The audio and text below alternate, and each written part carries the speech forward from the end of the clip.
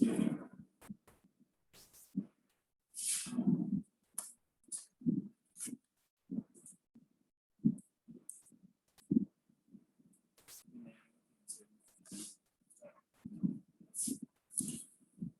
student, welcome to all of you in ABN School online classes. Myself Rakesh Rulia, I am your business study teacher. Student अपन लोग first chapter पढ़ रहे थे। अपना जो first chapter है वो है वो अपन लोग स्टडी कर रहे थे।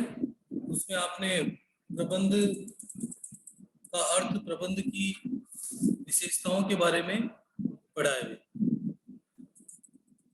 और प्रबंध के जो उद्देश्य दे रखे थे उनको अपन ने क्या किया है, पढ़ा है इसके अंदर। ठीक है, अब आगे अपन जो अपना नेक्स्ट जो टॉपिक है इसका,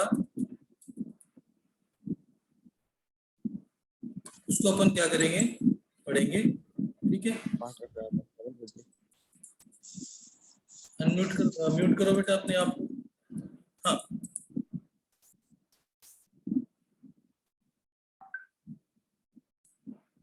उद्देश्य अपन ने पढ़ लिए थे। पहला जो उद्देश्य था अपना संगठनात्मक उद्देश्य था, दूसरा अपना सामाजिक उद्देश्य और तीसरा जो था वो अपना था व्यक्तिगत उद्देश्य। ठीक है, इन तीनों उद्देश्यों के बारे में अपन ने पढ़ लिया था।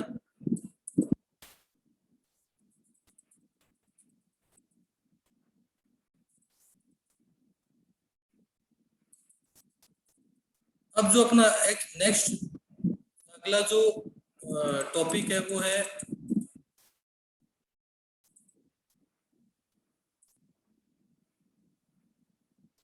प्रबंध के महत्व।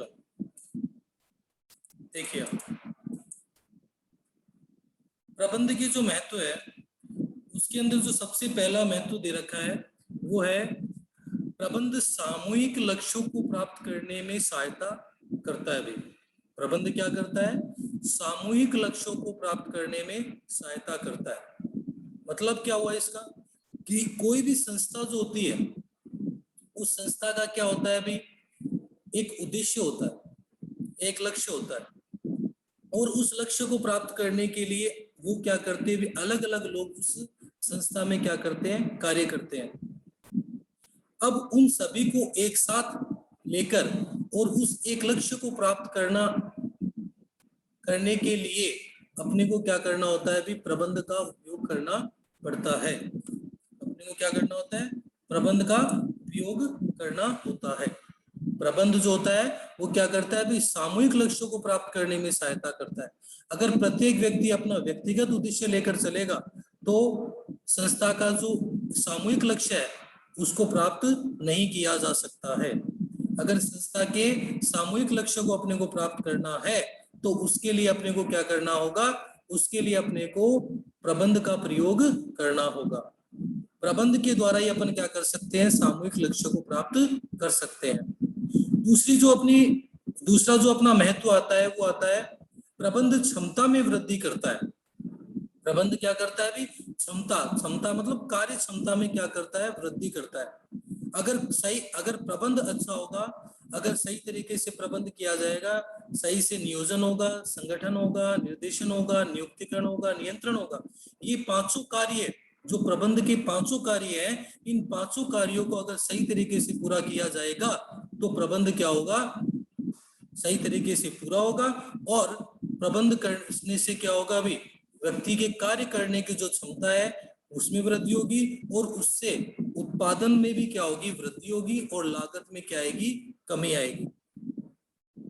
तीसरा जो महत्व है वो है प्रबंध गतिशील संगठन का निर्माण करता है। प्रबंध क्या करता है, गतिशील संगठन का निर्माण करता है। गतिशील संगठन का मतलब ये हुआ कि प्रबंध के द्वारा आपको पता है कि व्यावसायिक वातावरण जो होता है उसके अंदर क्या होता है, निरंतर परिवर्तन होता रहता है। लेकिन प्रत्येक संगठन का प्रबंध जो होता है वो निरंतर बदलते हुए वातावरण के अंतर्गत करना होता है। ठीक है, आपको पता है कि लोगों की जो फैशन है उसमें बदलाव आते रहते हैं, लोगों की जो फैशन जो होती है उसमें बदलाव आते हैं, लोगों की जो रुचि है उसमें बदलाव आते हैं, ठीक है, मार्केट में तकनीक में परिवर्तन आते हैं। तो इस बदलते हुए वातावरण में प्रबंध के द्वारा ही अपन क्या कर सकते हैं भी, एक तरह से टिके रह सकते हैं। तो प्रबंध जो होता है वो गतिशील संगठन तैयार करता है, मतलब ऐसा संगठन बनाता है कि जो हर एक स्थिति या हर एक वातावरण में क्या कर सके, आसानी से उपयोग में लिया जा सके, आसानी से उस प्रकार के वातावरण में क्या हो सके, एडजस्ट हो सके। तो इस तरह से बोल रहा है कि प्रबंध क्या करता है, गतिशील संगठन का निर्माण करता है। नेक्स्ट जो अपना पॉइंट है वो है प्रबंध व्यक्तिगत उद्देश्यों की प्राप्ति में सहायक होता है। प्रबंध क्या करता है, व्यक्तिगत उद्देश्यों की प्राप्ति में क्या होता है अभी, सहायक होता है। प्रबंध क्या करता है अभी, व्यक्तिगत उद्देश्य की प्राप्ति के अंदर सहायता करता है। कैसे, देखो प्रबंध अपनी टीम को इस प्रकार से प्रोत्साहित करता है एवं उसका नेतृत्व करता है कि प्रत्येक सदस्य संगठन के कुल उद्देश्यों में योगदान देते हुए व्यक्तिगत उद्देश्यों को प्राप्त करता है। मतलब प्रबंध जो होता है वो संगठन में इस तरह से प्रत्येक व्यक्ति के कार्य को निर्धारित करता है कि जिससे क्या होता है, संगठन का उद्देश्य भी क्या होता है भी, संगठन का उद्देश्य पूरा होता है और प्रत्येक व्यक्ति का जो व्यक्तिगत उद्देश्य है, ठीक है, वो भी क्या होता है, पूरा होता है। क्योंकि उसमें प्रत्येक व्यक्ति को उसकी योग्यता के अनुसार सही तरीके से क्या किया जाता है, कार्य दिया जाता है और वह व्यक्ति उस कार्य को क्या करता है, सही समय पर और एक अच्छे तरीके से उस काम को क्या करता है, पूरा करता है। उससे क्या होता है भी, उससे उत्पादन क्षमता में वृद्धि होती है और संस्था को क्या होगा, लाभ होगा और उस लाभ से क्या होता है भी, प्रत्येक व्यक्ति की जो व्यक्तिगत उद्देश्य वो पूरा होता है और उनकी उनकी योग्यता में या उनके कार्य का भी क्या होता है, उनके कार्य में भी क्या होता है, विकास होता है भी, ठीक है, और उनमें एक तरह से टीम भावना का भी क्या होता है, विकास होता है। अगला जो पॉइंट आता है वो आता है प्रबंध समाज के विकास में सहायक होता है। प्रबंध समाज के विकास में कैसे सहायक होता है, संगठन बहुउद्देशीय होता है जो इसके विभिन्न घटकों के उद्देश्यों को पूरा करता है। इन सबको पूरा करने की प्रक्रिया में प्रबंध संगठन के विकास में सहायक होता है। मतलब प्रबंध जो होता है वो क्या करता है भी, सामाजिक विकास में भी सहायक होता है। मतलब यह क्या करता है, समाज के लोगों को क्या करता है, अच्छी गुणवत्ता की वस्तुएं उपलब्ध करवाते हैं, सेवाएं उपलब्ध करवाते हैं, समाज के जो बेरोजगार लोग हैं उनको क्या करते हैं, रोजगार उपलब्ध करवाते हैं, समाज को नई तकनीकों को प्रयोग में लेने अगर अच्छा प्रबंध होगा तो नई वस्तुओं का क्या किया जाएगा, उत्पादन किया जाएगा। उससे क्या होगा भी, उससे नई वस्तुओं को व्यक्ति क्या करेंगे या समाज क्या करेगा, प्रयोग में लेगा, समाज क्या करेगा, प्रयोग में लेगा, ठीक है। तो इससे क्या होता है भी, इससे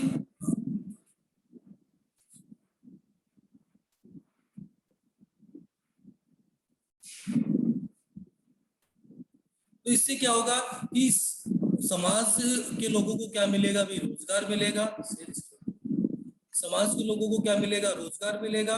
तो और अच्छी किस्म की वस्तुएं जो उचित कीमत पर क्या होगी, उनको प्राप्त होगी और इससे क्या होगा, लोगों के जो रहने का स्तर है, लोगों का जो जीवन स्तर है उसमें क्या आएगा, सुधार आएगा, उनके जीवन स्तर में क्या आएगा, सुधार आएगा। तो इसलिए बोला गया है कि यह क्या करता है भी, सामाजिक कल्याण या समाज के विकास में भी क्या करता है भी, सहायता करता है। ये समाज के विकास में भी क्या करता है, सहायता करता है, ठीक है। तो ये अपना क्या आ गया, इसका अगला जो पॉइंट दे रखा है वो आपको मैंने बता दिया है, ठीक है। अब जो अपना अगला जो नेक्स्ट अगला जो टॉपिक है वो वो क्या है, देखो आप,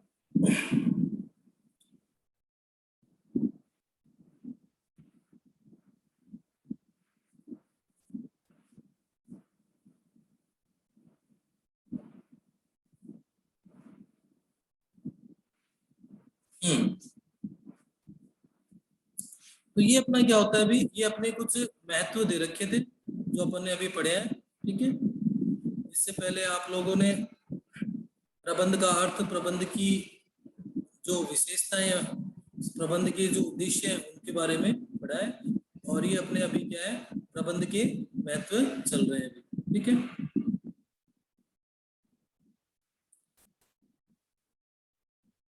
अब जो ये समाज के विकास में भी क्या करता है, सहायता करता है। तो यहाँ पर अपने जो महत्व है वो क्या हो जाते हैं, पूरे हो जाते हैं भी। ठीक है, अब अगला जो अपना टॉपिक आता है वो आता है प्रबंध की प्रकृति। प्रबंध की प्रकृति का मतलब क्या होता है? प्रबंध की प्रकृति क्या होती है? देखो, प्रबंध की जो प्रकृति है उसको क्या किया गया, 3 भागों में बांटा गया है। उसके अंदर पहला जो है वो दे रखा है कि प्रबंध एक कला है, दूसरा दे रखा है प्रबंध एक विज्ञान है, और तीसरा है वो है प्रबंध एक पेशा है, प्रोफेशन है। देखो, प्रबंध एक कला है, इसका मतलब क्या है? देखो, कोई भी कार्य जो होता है, जैसे ठीक है, जैसे एक पेंटर होता है, वो अगर कोई काम करता है, ठीक है, अगर अपने को कोई पेंटिंग दी जाए तो अपन अच्छे से पेंटिंग नहीं बना पाएंगे, ठीक है। लेकिन अगर पेंटर को अगर कोई पेंटिंग दी जाए तो उस पेंटिंग को क्या करेगा, बहुत अच्छे तरीके से पूरा करेगा। तो बोलने का मतलब ये होता है कि प्रबंध के लिए भी प्रबंध की कला का होना क्या होता है भी, आवश्यक होता है भी। ठीक है, अगर प्रबंध के लिए क्या होता है भी, कला का होना, ये बोल रहे हैं कि प्रबंध क्या होता है, एक कला है। कला का मतलब ये हो गया प्रबंध के लिए अपने पास में क्या होना चाहिए भी, कला का होना क्या होता है, जरूरी है। अगर आपको आर्ट आती है अच्छे से, ठीक है, तो उससे क्या हो सकता है कि आप अच्छे से क्या कर सकते हो, प्रबंध कर सकते हो। और कला के लिए आपके पास में क्या होना चाहिए, विशेष तरीके से क्या होना चाहिए, उसका ज्ञान होना चाहिए, आवश्यक होता है। ठीक है, ज्ञान का होना क्या होता है भी, आवश्यक होता है। जैसे इसमें बता रहा है कि कला क्या है, कला इच्छित परिणामों को पाने के लिए वर्तमान ज्ञान का व्यक्तिगत एवं दक्षतापूर्ण उपयोग है। आपने जो ज्ञान अर्जित किया है, आपने जो थ्योरेटिकल नॉलेज लिया है, उसके आधार पे आप क्या कर सकते हो, एक अच्छा प्रबंध कर सकते हो। इसे अध्ययन, अवलोकन, अनुभव से प्राप्त किया जा सकता है भी। कला जो होती है, उस कला को अपन किससे प्राप्त कर सकते हैं भी, अध्ययन से, ज्ञान अध्ययन के द्वारा, अवलोकन देखकर, और अनुभव से अपन क्या कर सकते हैं, उस कार्य में पूर्ण निपुण हो सकते हैं। ठीक है, तो वैसे ही प्रबंध के लिए भी प्रबंध का ज्ञान होगा, प्रबंध का अवलोकन किया जाएगा, प्रबंध से संबंधित अगर आपको अनुभव होगा तो उससे आप क्या कर सकते हो, एक अच्छा प्रबंध कर सकते हो। ठीक है, एक अच्छा क्या कर सकते हो, प्रबंध कर सकते हो। अब इसकी कुछ विशेषताएं दे रखी है, प्रबंध की एक कला है, उसकी कुछ विशेषताएं क्या है कि यह क्या है भी, सैद्धांतिक ज्ञान का होना। सैद्धांतिक ज्ञान का मतलब क्या होता है, देखो, सैद्धांतिक ज्ञान का मतलब ये बोल रहा है कि कला यह मानकर चलती है कि कुछ सैद्धांतिक ज्ञान पहले से विशेषज्ञों ने अपने अपने कुछ क्षेत्रों में कुछ मूलभूत सिद्धांतों का प्रतिपादन किया है, जो इस प्रकार की कला में प्रयुक्त होता है। जैसे उदाहरण के लिए क्या बोल रहे हैं कि जैसे नृत्य है, जन संबोधन है, भाषण है, कला, संगीत का साहित्य सर्वमान्य है। ठीक है, तो बोलने का मतलब ये है कि अगर आप कोई भी कार्य कर रहे हो तो उससे संबंधित जो सिद्धांत होते हैं, उन सिद्धांतों का ज्ञान होना आपके लिए क्या होता है, आवश्यक होता है। जैसे प्रबंध की भी क्या है भी, कुछ सिद्धांत है, जैसे हेनरी फ्योल ने, F.W. टेलर ने क्या है, इसके अलग अलग क्या दे रखे हैं, सिद्धांत दे रखे हैं। तो उन सिद्धांतों का अगर आपको ज्ञान होगा तो उससे आप क्या कर सकते हो, एक अच्छे प्रकार का प्रबंध कर सकते हो, प्रबंध को बहुत अच्छे तरीके से कलात्मक रूप से उस प्रबंध का प्रयोग कर सकते हो। फिर आता है दूसरा, व्यक्तिगत योग्यता अनुसार उपयोग।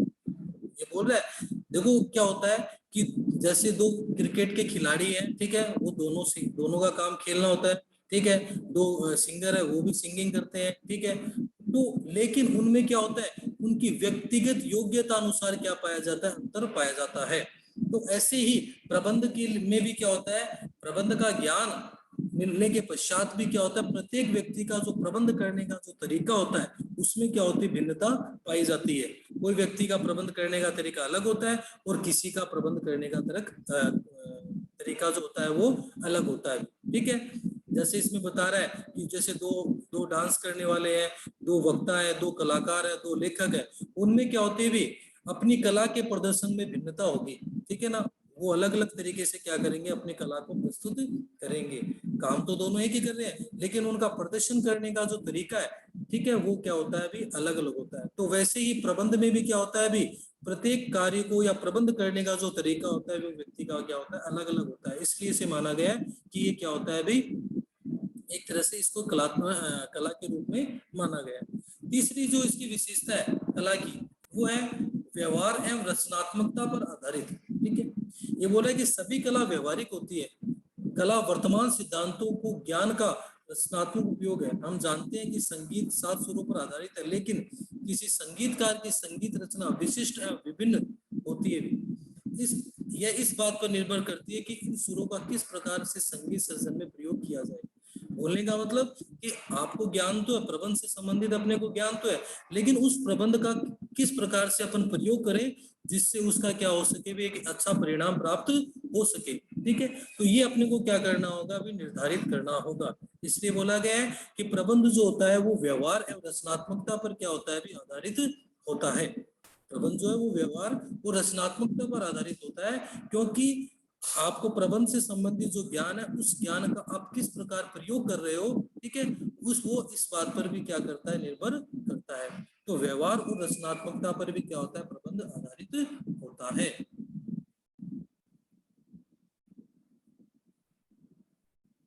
अब ये अपने हो गए प्रबंध कला के रूप में हो गए। अब अपना जो अगला जो टॉपिक आता है वो आता है प्रबंध एक विज्ञान के रूप में। प्रबंध विज्ञान के रूप में, प्रबंध विज्ञान के रूप में आप देखिए क्या बता रहा है।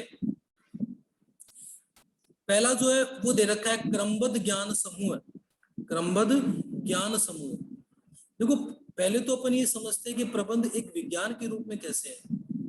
इसका मतलब ये हुआ कि भी आप लोगों ने ये देखा होगा कि प्रबंध जिस प्रकार विज्ञान जो होता है, विज्ञान में क्या होता है, भी प्रत्येक कार्य के लिए क्या होता है, पहले रिसर्च होता है, ठीक है, उसके ऊपर शोध होता है, उसके पश्चात क्या किया जाता है, निर्णय दिया जाता है। तो वैसे ही प्रबंध के सिद्धांतों के ऊपर भी क्या हुआ है, पहले शोध हुआ है, निष्कर्षण हुआ है, उसके पश्चात इनको क्या किया गया है, लागू किया गया है। ठीक है, अब इनको विज्ञान के रूप में क्यों माना गया है, इसकी कुछ विशेषताएं बता रखी है। ये क्या होता है, क्रमबद्ध ज्ञान समूह पर आधारित होता है। क्रमबद्ध मतलब ये बोल रहा है जिस प्रकार विज्ञान में कोई भी निर्णय देने से पहले उसका क्या होता है कि क्रमबद्ध उसके ऊपर क्या किया जाता है, अध्ययन किया जाता है, ठीक है, स्टेप बाय स्टेप उसको क्या किया जाता है, समझा जाता है। उसी प्रकार से प्रबंध के सिद्धांतों को भी क्या किया जाता है अभी, या प्रबंध को भी क्या किया जाता है, एक तरह से क्रमबद्ध तरीके से समझा जाता है और उसके पश्चात उनको क्या किया गया है, लागू किया गया। प्रबंध के जो सिद्धांत है या प्रबंध के जो कार्य है, ठीक है, उनको क्या किया गया, उनके ऊपर पहले शोध हुआ है, उनके ऊपर पहले निष्कर्षण किया गया, उसके पश्चात उनको क्या किया गया, लागू किया गया। जैसे उदाहरण के लिए बता रहा है कि पेड़ से सेब का टूटकर पृथ्वी पर आने की घटना गुरुत्वाकर्षण के सिद्धांत को जन्म देती है। ठीक है, तो पहले इसको देखा गया और फिर उस सिद्धांत को क्या किया गया, लागू किया गया। वैसे ही प्रबंध के लिए भी प्रबंध को के कार्यों को क्या किया गया, प्रबंध के जो कार्य उनको पहले लागू किया गया और उसके पश्चात इनको इनके सिद्धांतों का प्रतिपादन किया गया। ठीक है, परीक्षण पर आधारित सिद्धांत। परीक्षण पर आधारित सिद्धांत क्या होते हैं, ये बोला है कि वैज्ञानिक सिद्धांतों को पहले अवलोकन के माध्यम से विकसित किया जाता है और फिर नियंत्रित परिस्थितियों में बार बार परीक्षण कर उनकी जांच की जाती है। परीक्षण पर आधारित सिद्धांत है, बोलने का मतलब प्रबंध के जो जिस प्रकार वैज्ञानिक सिद्धांत होते हैं उनके ऊपर पूर्ण रूप से क्या किया जाता है, परीक्षण किया जाता है। वैसे ही प्रबंध के सिद्धांतों के ऊपर भी क्या हुआ, पहले परीक्षण हुआ है, उनको जांचा गया है, उसके पश्चात इन सिद्धांतों को क्या किया गया, इन कार्यों को या प्रबंध को क्या किया गया, लागू किया गया है। उसके बाद में अगली जो विशेषता आती है वो आती है व्यापक वैधता। व्यापक वैधता का मतलब क्या होता है अभी, व्यापक वैधता का मतलब ये बोल रहा है कि जो प्रबंध के जो सिद्धांत होते हैं, जैसे वैज्ञानिक सिद्धांत है, वो सभी जगह सार्वभौमिक रूप से क्या किए जाते हैं, प्रयोग में लिए जाते हैं। वैसे ही प्रबंध के सिद्धांत भी जो है वो सभी जगह समान रूप से एवं सार्वभौमिक रूप से क्या किए जाते हैं, प्रयोग में लिए जाते हैं। सभी जगह उनको क्या किया जा सकता है, आसानी से प्रयोग में लिया जा सकता है। वो किसी भी जगह अलग अलग नहीं होते हैं, उनका सभी जगह क्या होता है, समान रूप से प्रयोग होता है। इसलिए भी इसको वैज्ञानिक के विज्ञान के रूप में माना गया है। क्यों, क्योंकि जिस प्रकार वैज्ञानिक सिद्धांतों या विज्ञान के जो सिद्धांत होते हैं उनका सभी जगह क्या होता है, सार्वभौमिक उपयोग होता है। वैसे ही प्रबंध के सिद्धांतों का भी क्या है, भी सार्वभौमिक उपयोग होता है। सभी जगह उनको समान रूप से लागू किया जाता है, चाहे वो कोई भी देश हो, चाहे वो कोई भी संस्था हो, ठीक है, चाहे वो कोई भी स्तर क्यों ना हो, ठीक है, सभी जगह इनको लागू समान रूप से लागू किया गया। इसलिए बोल रहा है कि इसकी क्या होती है, व्यापक वैधता होती है। ठीक है, तीसरी जो अपनी प्रकृति आती है वो आती है प्रबंध पेशे के रूप में। हाँ, प्रबंध पेशे के रूप में क्या होता है, पेशे का मतलब क्या होता है, प्रोफेशन। पेशे का मतलब क्या होता है, प्रोफेशन। प्रोफेशन का मतलब जैसे एक टीचर होता है वो अपना टीचिंग का काम करता है तो वो उसका प्रोफेशन है, एक डॉक्टर जो अपना डॉक्टर का काम करता है वो उसका प्रोफेशन है, एक लॉयर अपना काम करता है वो उसका प्रोफेशन है। तो पेशे का मतलब क्या, इस पेशे का मतलब जो है वो कोई भी व्यक्ति अपनी सेवा जो दे रहा है वो उसका क्या है, पेशा है। ठीक है, अब क्या होता है, पेशे का मतलब क्या होता है, प्रबंध एक पेशे के रूप में कैसे है, बोलने का मतलब ये होता है कि जिस प्रकार एक पेशे के लिए विशेष ज्ञान और योग्यता की आवश्यकता होती है, जैसे टीचिंग करने के लिए टीचर के लिए टीचिंग का नॉलेज होना जरूरी होता है, डॉक्टर के लिए डॉक्टर का नॉलेज होना जरूरी होता है। ठीक है, और एक योग्यता का, एक सर्टिफिकेट का होना भी क्या होता है, आवश्यक होता है। तो उसी प्रकार प्रबंध करने के लिए भी क्या होता है, प्रबंध का ज्ञान और योग्यता का होना क्या होता है, भी आवश्यक होता है। प्रबंध करने के लिए प्रबंध का ज्ञान और योग्यता का होना क्या होता है, आवश्यक होता है। उसी इसीलिए कहा गया है कि प्रबंध पेशे के रूप में है, क्योंकि जिस प्रकार पेशे के लिए विशेष ज्ञान और योग्यता की आवश्यकता होती है, उसी प्रकार प्रबंध के लिए भी विशेष ज्ञान और योग्यता की क्या होती है, आवश्यकता होती है। इसकी कुछ विशेषताएं, पेशे की क्या विशेषताएं दे रखी है, भली भांति परिभाषित ज्ञान का समूह है। देखो क्या बोल रहा है कि सभी पेशे भली भांति परिभाषित ज्ञान के समूह पर आधारित होते हैं जिससे शिक्षा से अर्जित किया जा सकता है। आपको पता है कि किसी भी पेशे में अगर आपको आपको पूर्ण होना है या किसी भी पेशे में आपको परफेक्ट होना है तो उसके लिए आपको उससे संबंधित ज्ञान का होना क्या होता है, भी आवश्यक होता है। तो ये बोल रहा है कि इसी प्रकार प्रबंध के लिए भी प्रबंध से संबंधित ज्ञान का होना क्या होता है, भी आवश्यक होता है। आपको उससे संबंधित क्या होना चाहिए, ज्ञान होना चाहिए। उसी के पश्चात आप क्या कर सकते हो, उससे संबंधित कार्य कर सकते हो। ठीक है, फिर आता है दूसरा पॉइंट आता है अवरोधित प्रवेश। ये बोल रहा है कि अवरोधित प्रवेश का मतलब ये है कि पेशे के लिए आपको क्या करना होता है, आपको एक तरह से किसी न किसी प्रतिस्पर्धा का या किसी न किसी एग्जाम को क्या करना होता है, अभी फाइट करने के पश्चात आप उस पेशे में क्या कर सकते हो, प्रवेश कर सकते हो। जैसे डॉक्टर बनने के लिए आपके पास में डॉक्टर की डिग्री का होना क्या होता है, आवश्यक होता है। ठीक है, लॉयर बनने के लिए लॉयर की डिग्री का होना आवश्यक होता है। ठीक है, टीचर बनने के लिए टीचर की डिग्री का होना आवश्यक होता है। तो वैसे ही प्रबंध के लिए भी आपके पास में क्या होता है, प्रबंध से संबंधित योग्यता का होना क्या होता है, भी आवश्यक होता है। अगर आपके पास में वह योग्यता नहीं है, ठीक है, तो जो व्यक्ति इस योग्यता को प्राप्त नहीं कर पाता है वो क्या होता है, इस कंपटीशन से क्या हो जाता है, बाहर हो जाता है, इस पेशे से क्या हो जाता है, बाहर हो जाता है। जैसे उदाहरण के लिए भारत में यदि किसी को चार्टेड अकाउंटेंट बनना है तो उसे चार्टेड अकाउंटेंट संस्थान द्वारा आयोजित की जाने वाली एक विशेष परीक्षा को क्या करना होगा, पास करना होगा।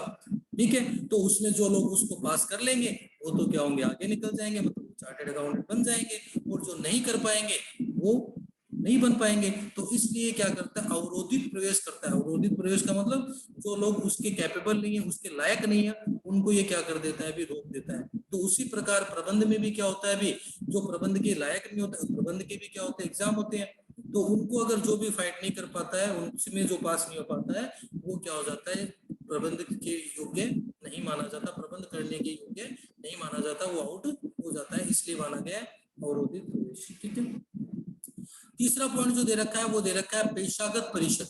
पेशागत परिषद ये बहुत सारी ऐसी संस्थाएं हैं या पेशेवर संस्थाएं हैं जो क्या करती है, भी प्रबंध से संबंधित, ठीक है, प्रबंध से संबंधित क्या करती है, भी एक तरह से प्रमाण पत्र, सर्टिफिकेट जो होते हैं, डिग्री वगैरह जो क्या करती है, प्रदान करती है। ठीक है, ऐसी बहुत सारी संस्थाएं चलती है।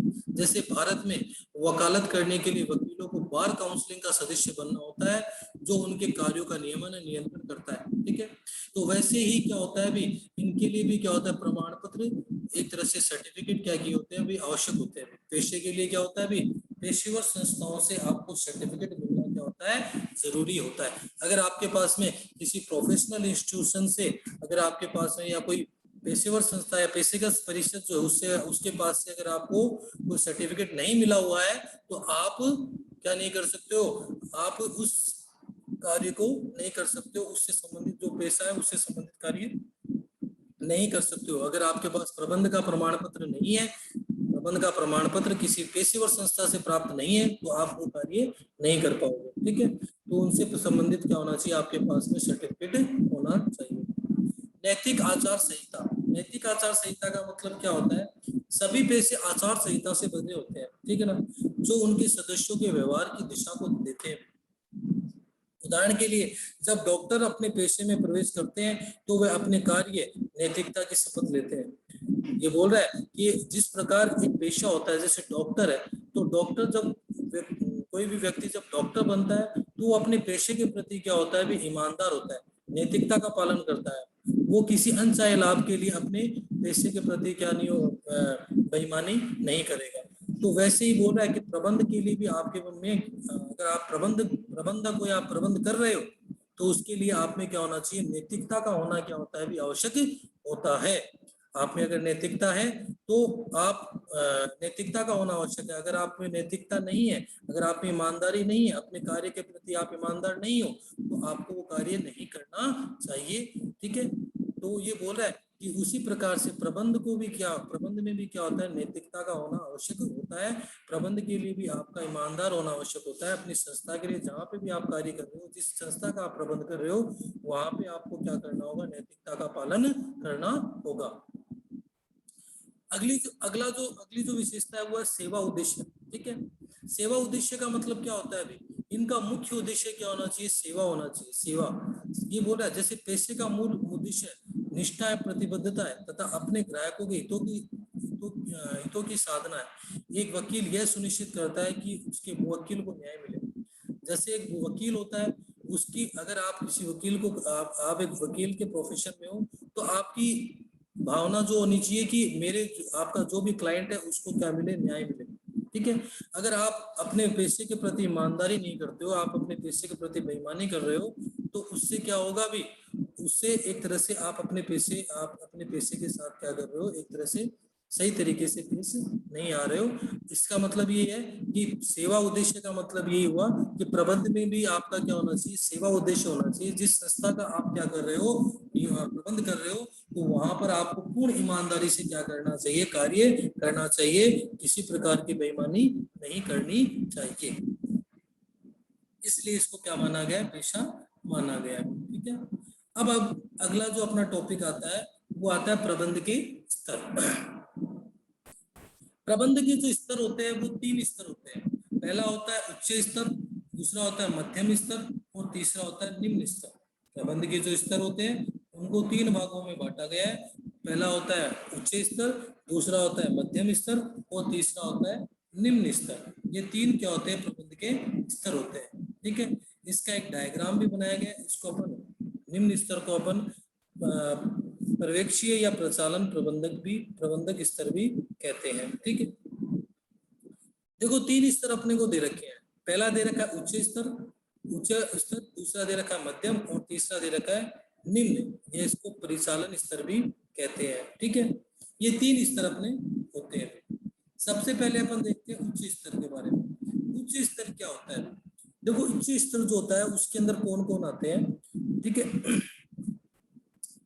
उच्च स्तर जो होते हैं उसके अंदर चेयरमैन आते हैं, मुख्य कार्यकारी अधिकारी आते हैं, मुख्य प्रचालन अधिकारी आते हैं, प्रधान आते हैं, उप प्रधान आदि को क्या किया जाता है, उच्च प्रबंधक स्तर में लागू या शामिल किया जाता है। उनको क्या किया जाता है, उच्च स्तर में क्या किया जाता है, लागू शामिल किया जाता है।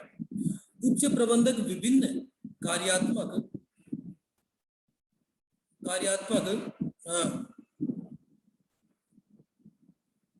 स्तर के प्रबंधकों की टीम होती है। उनका मूल कार्य संगठन के उद्देश्यों को ध्यान में रखते हुए विभिन्न तत्वों में एकता है, विभिन्न विभागों के कार्यों में सामंजस्य स्थापित करना होता है। मतलब इनका ये कार्य होता है कि भाई संगठन का उद्देश्य क्या है और उस उद्देश्य को प्राप्त करने के लिए विभिन्न विभागों को किस प्रकार से कार्य दिया जाए, कौन सा विभाग क्या कार्य करेगा। ठीक है, उनमें किस तरह से सामंजस्य स्थापित होगा। ठीक है, किस प्रकार की नीतियां होंगी, किस प्रकार के कार्य होंगे, उन सभी का निर्धारण किसके द्वारा क्या किया जाता है, भी उच्च स्तर के द्वारा किया जाता है। उच्च स्तर के प्रबंधक संगठन के कल्याण एवं निरंतरता के लिए उत्तरदायी होते हैं।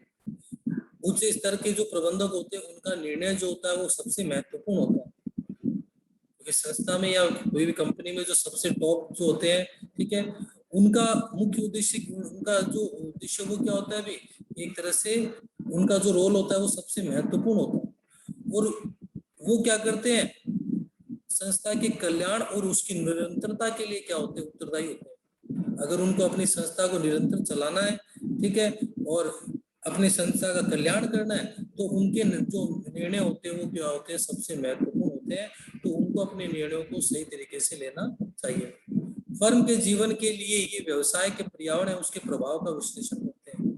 ये अपनी उपलब्धि के नए संगठन के लक्ष्य है व्यू रचना को तैयार करते हैं। मतलब व्यवसाय से संबंधित जो रणनीति बनानी है, व्यवसाय से संबंधित जो योजना बनानी है, व्यवसाय से संबंधित जो नीतियां बनानी है, ठीक है, उन सभी का निर्धारण भी क्या किया जाता है, इनके द्वारा किया जाता है। किनके द्वारा? उच्च स्तर के द्वारा। व्यवसाय के सभी कार्यों एवं उनके समाज पर प्रभाव के लिए भी ये क्या होते हैं? उत्तरदायी होते हैं। उच्च प्रबंध का कार्य जटिल एवं तनावपूर्ण होता है, इसमें लंबा समय लगता है, ठीक है। इनका कार्य भी क्या होता है? ये एक तरह से तनावपूर्ण होता है, स्ट्रेस होती है इनके, क्योंकि इनको हर एक स्थिति को क्या करना होता है, भी समझना होता है, और पूर्ण रूप से उत्तरदायित्व भी क्या होता है? इनका होता है। तो इनको निर्णय लेने में भी क्या होता है? अधिक समय होता है। दूसरा जो अपना आता है वो आता है मध्यम स्तर। मध्यम स्तर क्या होता है? ये क्या होते हैं? मध्यम स्तर जो होते हैं उसके अंदर देखो क्या बता रहा है, उसमें ये लोग क्या करते हैं? उच्च प्रबंधकों के अधीनस्थ क्या करते हैं? कार्य करते हैं, ठीक है। इनमें क्या होते हैं? विभाग के प्रमुख आते हैं, जैसे मध्य स्तरीय प्रबंधक, उच्च प्रबंधक द्वारा जैसे डिपार्टमेंटल होते हैं ना, विभागीय जो प्रबंधक होते हैं उनको क्या किया जाता है? इनमें शामिल किया जाता है। ये उच्च प्रबंधकों एवं नीचे स्तर के बीच की क्या करते हैं? भी कड़ी का काम करते हैं, बीच की कड़ी का काम करते हैं, मतलब बीच में होते हैं, मध्य में। तो ये क्या करते हैं? उच्च स्तर के प्रबंधकों की अगर कोई भी आदेश होता है तो उसको निम्न स्तर के प्रबंधकों तक क्या करते हैं? पहुंचाते हैं, निम्न स्तर तक पहुंचाते हैं। ये उच्च प्रबंधकों के अधीनस्थ एवं प्रथम रेखीय प्रबंधकों के प्रधान होते हैं। इन्हें सामान्य विभाग प्रमुख कहते हैं।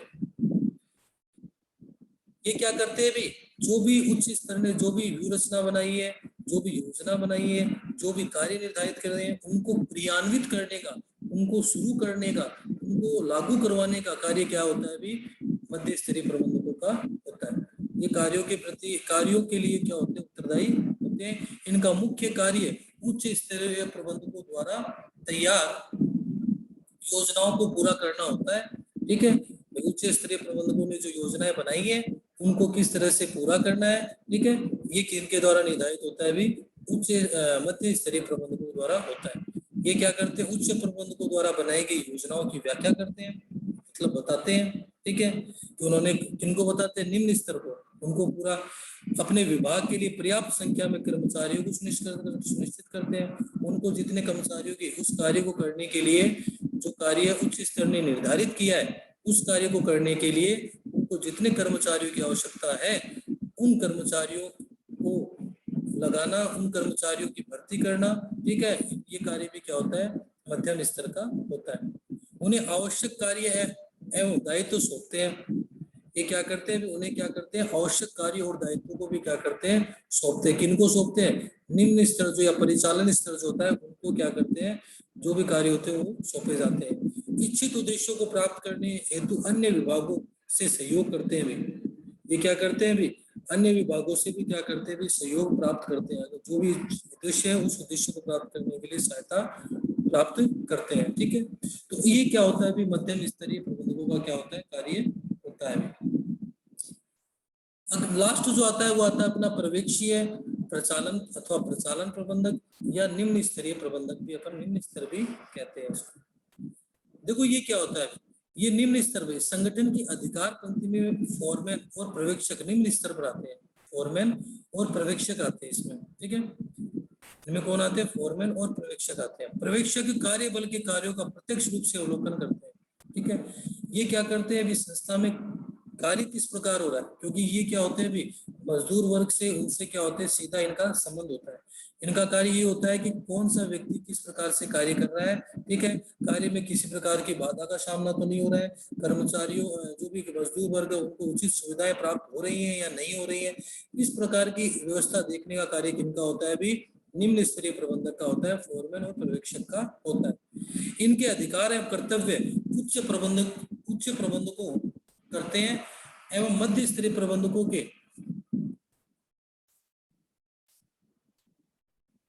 द्वारा बनाई गई योजना द्वारा निर्धारित होते हैं। पर्यवेक्षक प्रबंधकों की संगठन में महत्वपूर्ण भूमिका होती है। क्योंकि यह सीधे वास्तविक कार्य बल से संवाद करते हैं। मतलब जो लोग मजदूर वर्ग जो है वो वस्तुओं का उत्पादन कर रहे हैं, तो उनसे इनका क्या होता है, सीधा संबंध होता है। निम्न स्तर का क्या होता है, सीधा संबंध होता है। ठीक है।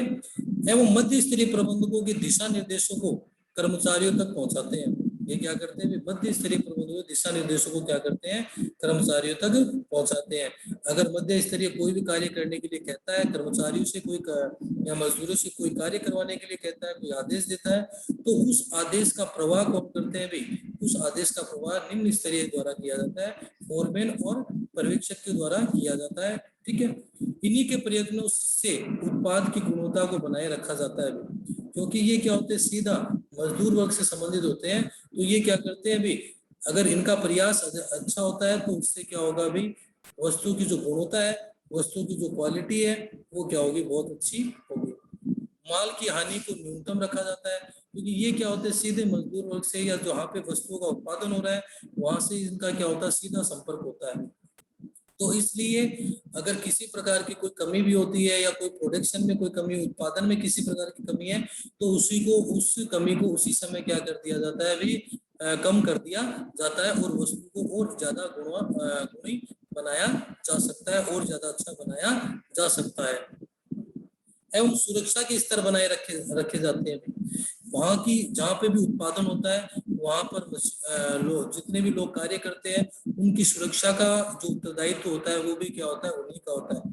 कि वहां पे जो कर्मचारी है उनको उचित सुरक्षा प्राप्त है या नहीं है, उनको वहां पे जो काम कर रहे हैं वहां का वातावरण सही है, वहाँ उनको उचित वेतन मिल रहा है नहीं मिल रहा है, उनको एक प्रकार से जितनी भी जो बेसिक सुविधाएं होती हैं वो सारी उनको क्या नहीं है, प्राप्त नहीं हो रही है। इन सब चीजों का ध्यान रखने का काम किसका होता है भी, निम्न स्तरीय प्रबंधक मतलब फोरमैन और पर्यवेक्षक का होता है। एवं उत्पादन की मात्रा कर्मचारियों के परिश्रम, अनुशासन एवं स्वामी भक्ति पर निर्भर करती है। ठीक है। उत्पादन की जो मात्रा है वो किस पर निर्भर करेगी, उत्पादन कितना होगा, किस प्रकार होगा, कितना प्रोडक्शन होगा, ठीक है ना, कितना ज्यादा प्रोडक्शन होगा, ये किस पर निर्भर करेगी, ये निर्भर करेगी कर्मचारियों के परिश्रम पे, कि कर्मचारी कितनी मेहनत से काम कर रहे हैं, कितने अनुशासन से काम कर रहे हैं और कितने लगन से काम कर रहे हैं। ये सब चीजें क्या करेंगी, ये सब चीजें वस्तु के उत्पादन का निर्धारण करेगी कि वस्तु का उत्पादन कितना होगा। वस्तु का उत्पादन कितना होगा, यह निर्धारण किसके द्वारा किया जाएगा, यह निर्धारण किया जाएगा कर्मचारियों के परिश्रम, अनुशासन एवं स्वामी भक्ति के द्वारा। ठीक है। और इसका ध्यान किसके द्वारा रखा जाएगा, इन सभी चीजों का ध्यान रखा जाएगा फोरमैन और पर्यवेक्षक के द्वारा। फोरमैन और पर्यवेक्षक ये देखेंगे कि कर्मचारी किस प्रकार परिश्रम कर रहे हैं, वहाँ का अनुशासन कैसा है, डिसिप्लिन कैसा है और वो कितने लगन से उस कार्य को पूरा कर रहे हैं। ठीक है। तो ये सब चीजें क्या होती है अभी, निर्धारित करती हैं, ये सब चीजें निर्धारित करती हैं कि